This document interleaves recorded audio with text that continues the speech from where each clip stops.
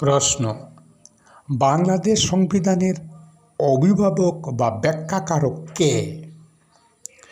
বাংলাদেশ সংবিধানের প্রণয়নের সংক্ষেপ ইতিকথা লিখুন। উত্তর: বাংলাদেশ সংবিধানের অভিভাবক বা ব্যাখ্যাকারক হল বাংলাদেশ সুপ্রিম কোর্ট। আর সংবিধান হল বাংলাদেশের সর্বোচ্চ আইন। বাংলাদেশ সংবিধানের প্রণয়নের সংক্ষেপ ইতিকথা নিম্নরূপ।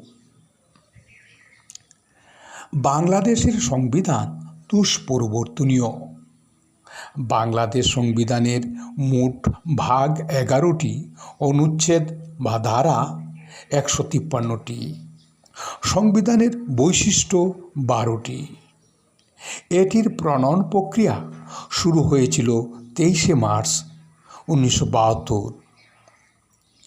এটি গণপরিষদে প্রথম উত্থাপিত হয় 12 অক্টোবর 1972 সালে এবং গৃহীত হয়েছিল 4 নভেম্বর 1972 সালে। বাংলাদেশ সংবিধান প্রণয়ন কমিটির প্রধান ছিলেন ডক্টর কামাল হোসেন। প্রণয়ন কমিটির সদস্য সংখ্যা 34 জন। সংবিধানের প্রথম হস্তলেখক ছিলেন আব্দুর রাউফ এবং একমাত্র মহিলা সদস্য ছিলেন বেগম রাজিয়া বেগম।